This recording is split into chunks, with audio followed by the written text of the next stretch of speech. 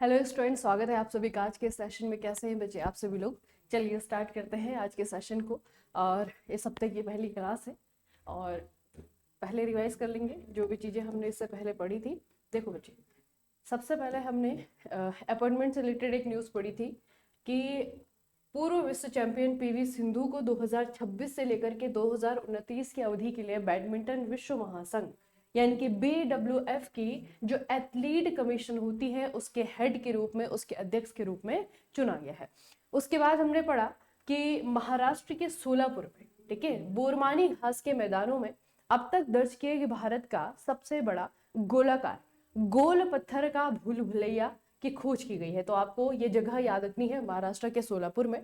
और यहाँ पे बचे आपके बोरमानी घास के मैदान जहां पर कि ये भूल भुलैया मिला है। ठीक है, इससे पहले जो सबसे बड़ा भूल भुलैया था मैंने आपको बताया था तमिलनाडु में था, लेकिन वो आपका रेक्टेंगुलर शेप का था। ठीक है, दुनिया की पहली AI लैब असिस्टेंट प्रणाली यानी कि AILA IIT दिल्ली के द्वारा डेवलप की गई है। ये दुनिया की पहली AI लैब होगी। पहले खेलो इंडिया ट्राइबल गेम्स जो है आपके छत्तीसगढ़ में होंगे, बिलासपुर में होंगे अगले साल 2026 में।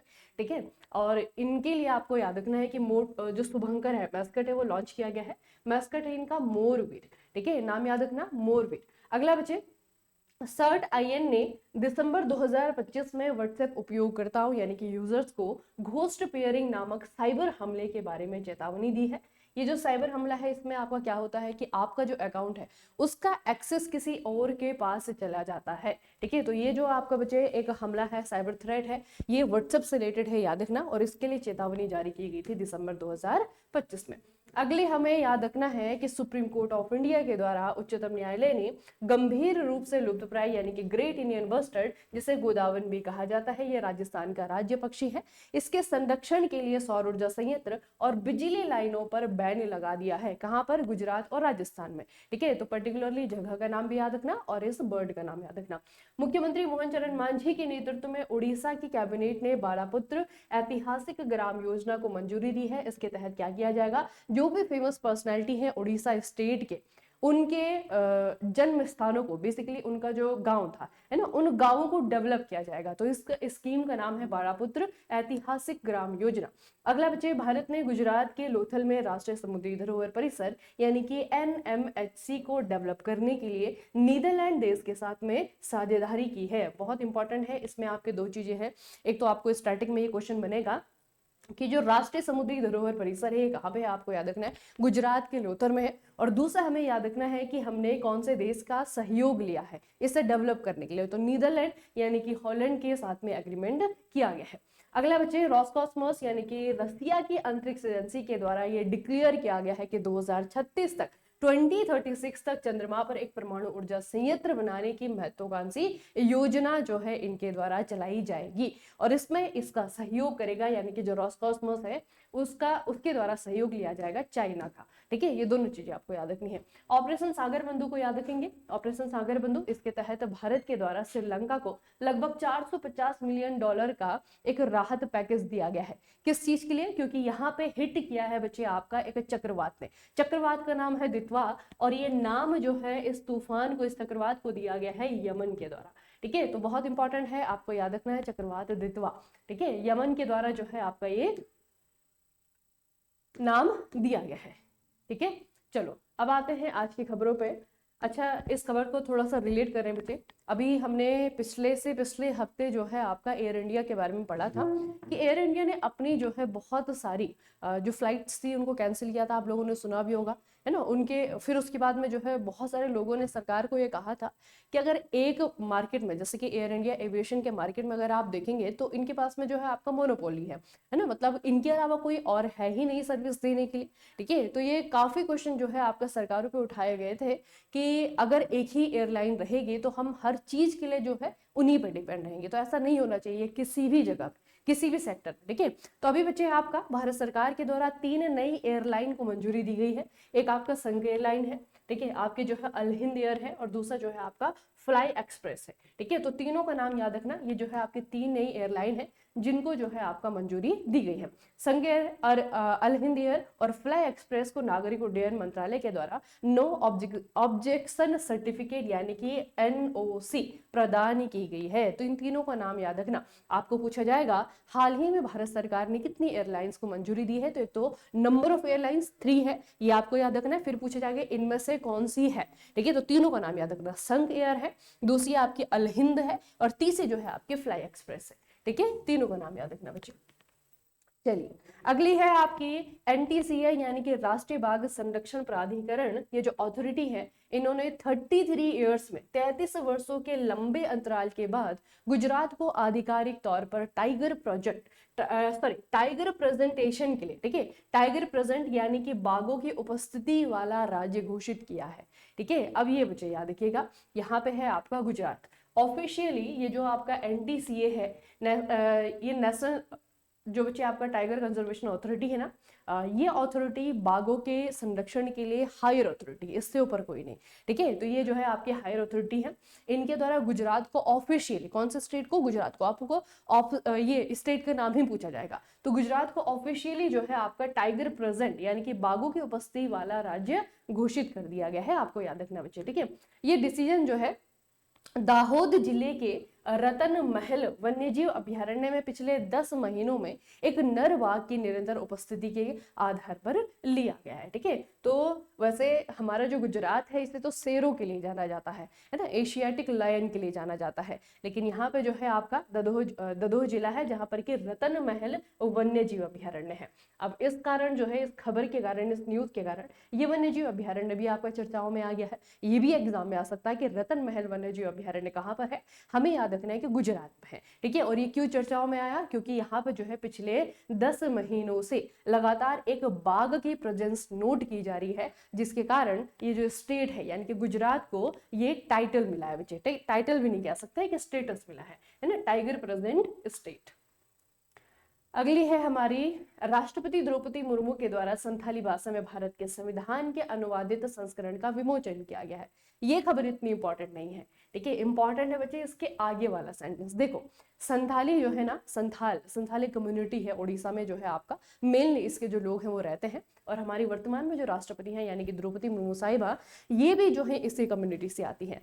तो इन्होंने जो है आपका उड़ीसा में भारत के संविधान का संथाली भाषा में जो अनुवाद है उसका एक तरीके से विमोचन किया है ना। अब यहाँ पे बच्चे आपको क्वेश्चन पूछा जा सकता है कि ये जो आपका संस्करण है यानी कि जो संथाली भाषा वाला संविधान है, ये कौन सी लिपि में प्रकाशित किया गया है। तो ये काफी इंटरेस्टिंग है और काफी इंपॉर्टेंट भी है। ठीक है, ऑल चिकी, आपको नाम याद रखना, ऑल चिकी लिपि का नाम है। ठीक है, ये स्क्रिप्ट का नाम है। जैसे बच्चे आपकी देवनागरी स्क्रिप्ट होती है, जैसे आपका अंग्रेजी भाषा के लिए रोमन स्क्रिप्ट होती है, उसी तरीके से जो है आपका संथाली भाषा के लिए ओल चिकी स्क्रिप्ट होती है, जिसमें कि इसे लिखा गया है। बाकी बच्चे संथाली भाषा को अगर संथाली भाषा की अगर हम बात करें तो ये ऑफिशियल लैंग्वेज भी है। ठीक है, ये ऑफिशियल लैंग्वेज भी है। अगर आप देखेंगे संथाली भाषा को 2003 में 92वें संवैधानिक संशोधन अधिनियम 2003 के माध्यम से संविधान की 8वीं अनुसूची में शामिल किया गया है।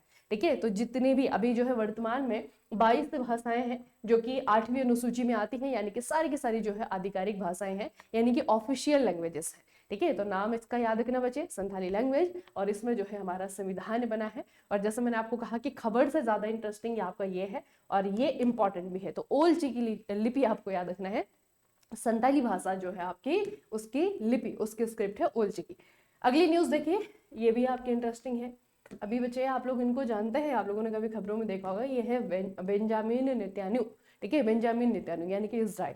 तो अभी क्या है, इजराइल की काफी चर्चा हो रही है, क्योंकि इस देश ने ये दुनिया का ऐसा पहला देश बन गया इजराइल जिसने कि सोमालिया से 1991 में स्वतंत्रता की घोषणा करने वाले सोमालीलैंड को एक संप्रभु राष्ट्र के रूप में मान्यता दी है। ठीक है, इजराइल दुनिया का ऐसा पहला देश है जो ये कह रहा है कि सोमालीलैंड जो है आपका एक सोवरेन कंट्री है।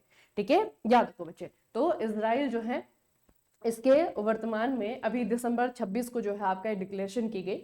यहाँ के जो प्रधानमंत्री यानी कि बेंजामिन नेतन्याहू है, इनके द्वारा बच्चे आपका डिक्लेरेशन की गई। विदेश मंत्री गुदानसार और सोमालीलैंड के राष्ट्रपति अब्दुल रहमान मोहम्मद अब्दुल राहिक ने इसमें आपके हस्ताक्षर किए हैं। ठीक है, तो ये आपका काफी इंटरेस्टिंग न्यूज बन जाती है सोमालीलैंड को लेकर के, क्योंकि आज से पहले दुनिया भर में जो है आपका कोई भी ऐसा कंट्री नहीं था जो कि इस देश को जो है आपका एज अ नेशन रिकॉग्नाइज करता था। तो अभी जो है पहला कंट्री बन गया है इजराइल। ठीक है, अब थोड़ा सा इस देश के बारे में हम देखते हैं। सोमालिया के बारे में आप लोग जानते होंगे, तो सोमालिया से ही अलग हुआ है आपका सोमालीलैंड। ठीक है, सोमालिया से ही आपका अलग हुआ है सोमालीलैंड। अगर बच्चे इसे हम नक्शे पे देखेंगे ना, ये देखो आपका अफ्रीका है, अफ्रीका में सबसे आप केनिया को जानते होंगे ना, केनिया में ऊपर आइए बच्चे, ये आपका सोमालिया है। ठीक है, ये आपका पूरा सोमालिया है, लेकिन सोमालिया का जो ऊपर वाला हिस्सा है, ये वाला आपको दिख रहा है ना, ये जो है आपका क्या है, सोमालीलैंड है। ठीक है, उसमें भी आपका अगर आप देखेंगे पूरी तरीके से, इसमें मैं आपको थोड़ा समझा देती हूँ किस तरीके से आपका, ये देखो बच्चे, सोमालिया में भी आपका जो ये वाला हिस्सा है इसे तो सोमालीलैंड कहा जाता है।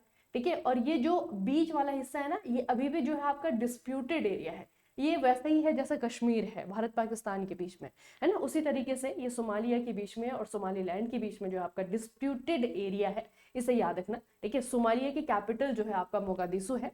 और इस देश के बारे में और आपको क्या क्या पूछा जा सकता है, तो देखो भाई, सोमालीलैंड एक सुन्नी मुस्लिम बहुल क्षेत्र है जिसने 1960 में संक्षिप्त रूप से स्वतंत्रता प्राप्त की थी और उस समय इजराइल और 34 अन्य देशों के द्वारा मान्यता प्राप्त की थी। ठीक है, इसके बाद उसने स्वेच्छा से सोमालिया के साथ में एकता कर ली थी और 1991 में दोबारा से जो है आपका ये अलग हो गया था। तो इसकी कहानी कुछ ऐसी चल रही है बच्चे। ठीक है, पहले जो है आपका ये सोमालिया का हिस्सा था, 1960 के दौर में जो है आपका ये सोमालिया से अलग होता है।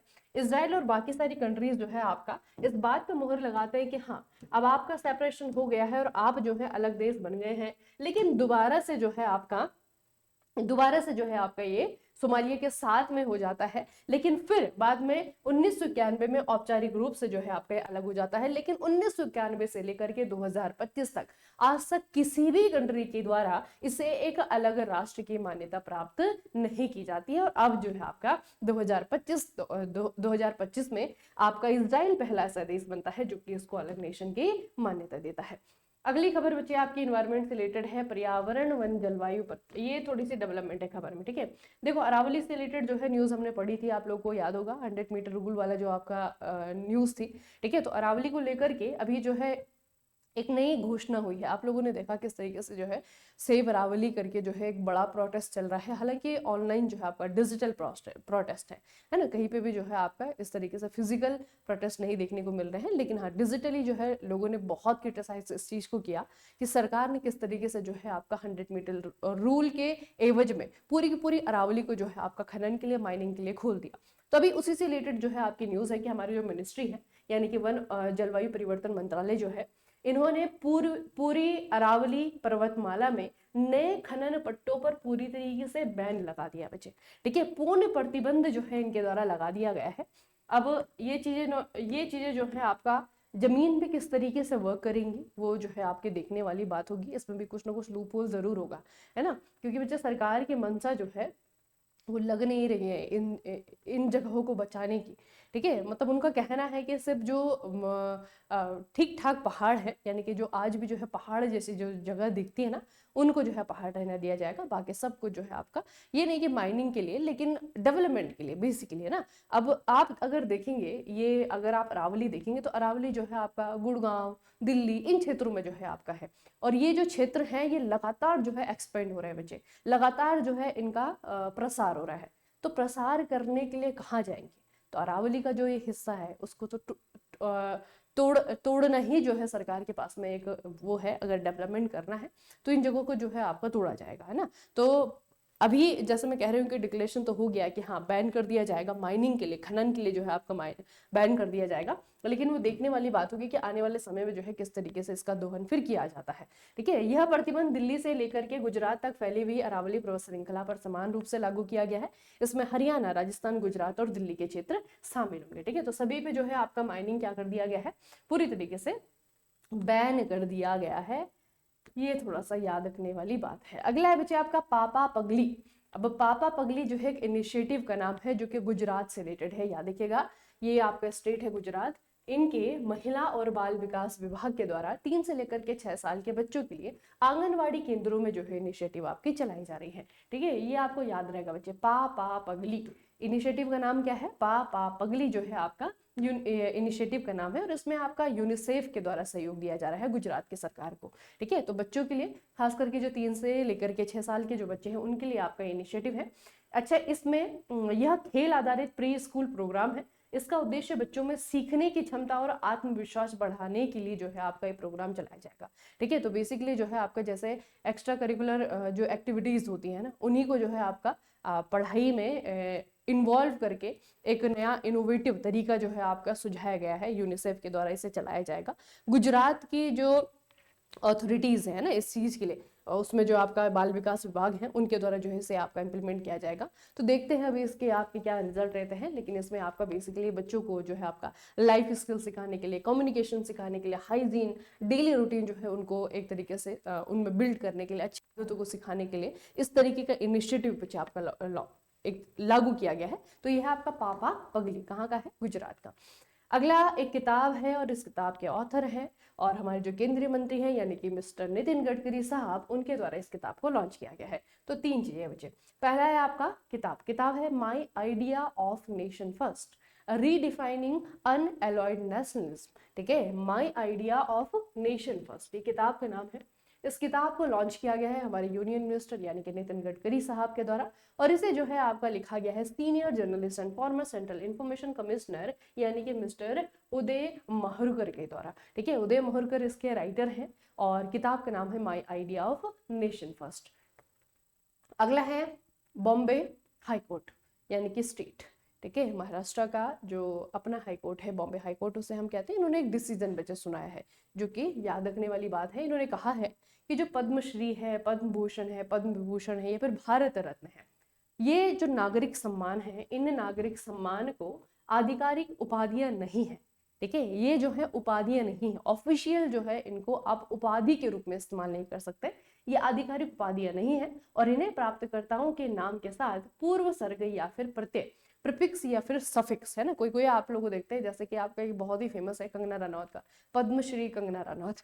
हालांकि उनको मिला है पद्मश्री, है ना, लेकिन कुछ लोग जो है आपके अपने नामों में सफिक्स के रूप में, प्रीफिक्स के रूप में जो है आपका पद्मश्री, पद्म भूषण का या फिर आपका भारत रत्न का इस्तेमाल करते हैं। तो ये बॉम्बे हाई कोर्ट का जो है आपका डिसीजन है, उन्होंने कहा है कि ये ऑफिशियल जो है उपाधियां नहीं है, इनको किसी के भी नाम के साथ जो है आपका सफिक्स के रूप में, प्रीफिक्स के रूप में जो है नहीं जोड़ा जाना चाहिए। ठीक है, तो ये बच्चे उन्होंने आपका कहा है। और ये बेसिकली क्या है ना, एक केस की सुनवाई यहाँ पे हो रही थी, इसमें जो है आपका डॉक्टर शरद हार्डिकर, इनसे संबंधित जो है आपका इनके केस की सुनवाई हो रही थी। उसी दौरान जो है आपका ये बच्चे आपका डिसीजन लिया गया या फिर एक तरीके से डिसीजन सुनाया गया, किसके द्वारा? बॉम्बे हाई कोर्ट के द्वारा। अब हो सकता है कि इस बात को जो है चैलेंज किया जाएगा सुप्रीम कोर्ट में, लेकिन फिलहाल इस वजह से जो है आपका बॉम्बे हाई कोर्ट चर्चाओं में है कि जिस व्यक्ति को ये नागरिक सम्मान प्राप्त हुए हैं वो अपने नाम के साथ में इनका इस्तेमाल नहीं कर सकता है। ये एक तरीके से ऑफिशियल उपाधियां नहीं है। अब ये सुप्रीम कोर्ट बताएगा कि ये ऑफिशियल उपाधियां हैं या फिर नहीं है। ठीक है, तो ये बच्चे आपका बॉम्बे हाई कोर्ट का डिसीजन है जो हमें याद रखना है। अगला है हमारा एनवायरमेंट। देखो AWC यानी कि Asian water bird census. Census का मतलब समझते हैं ना, जनगणना, जो कि हमारी भी होने वाली है 2027 में, 2027 में। अब यहाँ पे बच्चे आपकी AWC है, ये 60th international water bird census है। ठीक है, इसका आयोजन 10 से लेकर के 11 जनवरी 2026 को गोदावरी एस्चुरी आंध्र प्रदेश में होगा, जो कि कोरिंगा वन्यजीव अभ्यारण्य को कवर करेगा। ठीक है, अब देखो यहाँ पे कितनी सारी चीजें हैं आपकी याद करने के लिए। इन्वायरमेंट में बच्चे, इन्वायरमेंट एक बहुत इंपॉर्टेंट टॉपिक है। ठीक है, RRB की तैयारी अगर आप कर रहे हैं तो CBT 1 CBT 2 दोनों के लिए जो है इन्वायरमेंट जो है बच्चे पढ़ना, मैंने जैसे कहा था पहले भी कि दिसंबर के महीने में जो है हम पढ़ना शुरू कर देंगे CBT 2 के सब्जेक्ट को भी। ठीक है, तो इन्वायरमेंट आपका स्टार्ट हो चुका है। अगर आप कोर्स से जुड़े हुए हैं तो सुबह 9 बजे जो है आपके लाइव क्लासेस होती है इन्वायरमेंट की। CBT 1 के लिए भी इसे पढ़िएगा जरूर। ठीक है, और उसके अलावा जो बच्चे अगर इन्वायरमेंट का कंप्यूटर का अलग से जो है कोर्स परचेस करना चाहते हैं तो वो ऑप्शन भी हमने क्रिएट कर लिया है।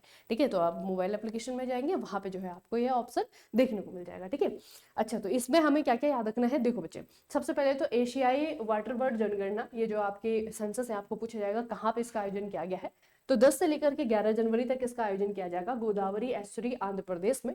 और यहाँ पे एक वन्यजीव अभ्यारण्य है जिसका नाम है कोरिंगा वन्यजीव अभ्यारण्य, है ना। तो 2-3 चीजें जो है इसके कारण आपकी इंपॉर्टेंट हो गई हैं, ठीक है, याद रखना बच्चे। अच्छा, आर्द्र भूमि और जल पक्षियों के संरक्षण के लिए डेटा एकत्रित करना, जिसमें कि प्रवासी पक्षियों की स्थिति पर नजर रखना, बेसिकली वही है कि कैसे कैसे जो है बर्ड यहाँ पे आते हैं, जो प्रवासी पक्षी हैं उनकी पॉपुलेशन कितनी है, जो हमारे नेटिव बर्ड्स हैं उनकी पॉपुलेशन कितनी है, तो वही जो है इसका मेन मकसद है। और वो बच्चे आपका क्या जा रहा है, इसमें बहुत सारे जो है आपके वर्ड्स हैं, जैसे कि इंडियन स्कीमर है, ग्रेट नोट यूरेशियन कर्फ्यू है, यूरेशियन आइस्ट कैचर है ना, ये प्रवासी प्रजातियां हैं जिन पे कि विशेष ध्यान दिया जाएगा, उनको जो है आपका एक तरीके से काउंट किया जाएगा, है ना। तो सेंसस आपकी करवाई जा रही है कहाँ पे, आंध्र प्रदेश में। अच्छा, हाल ही में केंद्र सरकार के द्वारा यूपी के पार्वती अर्गा पक्षी अभ्यारण्य को इको सेंसिटिव जोन घोषित कर दिया गया है। आपको 1 नंबर का सवाल आएगा कि पार्वती अर्गा पक्षी अभ्यारण्य कहाँ पर है, तो ये है हमारा उत्तर प्रदेश में, ठीक है, उत्तर प्रदेश में है। और किसी भी जगह को बचे अगर गवर्नमेंट के द्वारा, सेंट्रल गवर्नमेंट के द्वारा इस तरीके से इको सेंसिटिव जोन अगर घोषित किया जाता है, ठीक है, तो उसके पीछे वही रीजन है कि इसको हमें कंजर्व करने की आवश्यकता है ना। ये जो आपका जगह है वो वो इन्वायरमेंट की दृष्टि से बहुत ही ज्यादा सेंसिटिव है, तो उसको बचाए रखने की जरूरत है। यह अभ्यारण्य जो कि 1024 हेक्टेयर में फैला हुआ है, मध्य एशिया और तिब्बत से आने वाले प्रवासी पक्षियों का स्वागत करता है। तो इसको जो है आपका इको सेंसिटिव जोन घोषित किया गया है सेंट्रल गवर्नमेंट के द्वारा। चलिए बच्चे, और आरआरबी जेई की जो है टेस्ट सीरीज भी अवेलेबल है, जो बच्चे कोर्सेज से जुड़े हुए हैं आप लोगों को तो फ्री है, लेकिन बाकी जो बच्चे हैं आप लोग बच्चे टेस्ट सीरीज जो है हमसे ले सकते हैं, ठीक है। 10 इसमें आपके फुल टेस्ट है, 15 इसमें आपके सब्जेक्ट टेस्ट है, ठीक है। इस तरीके से जो है आपके बनाए गए हैं, तो आप साइंस का, आप जो है रीजनिंग की, आप जो है मैथ्स की, और साथ में आपका जीके का, है ना, अलग अलग से प्रैक्टिस भी कर सकते हैं। और उसके अलावा जैसे मैंने आपको कहा कि कंप्यूटर और इन्वायरमेंट के जो है आपकी क्लासेस चल रही हैं, इन्वायरमेंट के भी चल रही है, फिर कंप्यूटर के चलेंगे। सुबह 9 बजे का टाइमिंग है, जो बच्चे कोर्सेज से जुड़े हुए हैं आप लोग देख लीजिए, ठीक है। और जो CBT 2 के लिए इन 2 सब्जेक्ट को तैयार करना चाहते हैं, तो आप लोगों के लिए जो है आपका अलग सा बैच बना है, उसमें आप जो है जुड़ सकते हैं। और उसके अलावा कोई भी प्रॉब्लम होती है किसी भी एग्जाम से रिलेटेड, ठीक है, तो यहाँ पे जो है टेलीग्राम ग्रुप है, इसे ज्वाइन कर लीजिएगा, ठीक है। चलिए फिर आज के सेशन को हम यहीं पर समाप्त करते हैं, मिलेंगे फिर नेक्स्ट सेशन में। तब तक के लिए पढ़ते रहिए, अपना खूब सारा ख्याल रखिएगा। आप सभी का बहुत बहुत धन्यवाद।